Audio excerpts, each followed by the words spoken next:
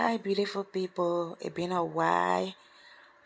Today I'm gonna be sharing with you guys how I prepare my yellow lentils.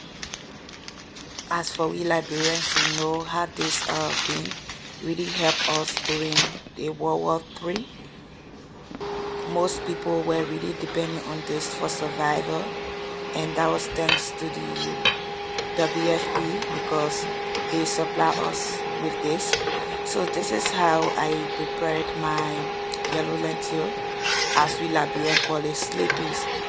Being almost 1 year plus since I ate this, so I prepared this with goat meat and dry meat. Yeah, this dry meat was brought from Cameroon by one of my friends. She gave it to me, so I just decided to make something out of it. So as you can see, I boiled my yellow lentils already, and then it done really nicely. Yeah, for here in the Philippines, it is the Indian that really bring this here. So I bought this from an Indian store. So this is how I prepare it. Oh my god, it was so nice. So I just decided to share it with you guys. And then when I really prepare food like this, I kind of eat it sometime for 1 week or so, because I'm a student. I do not cook every time.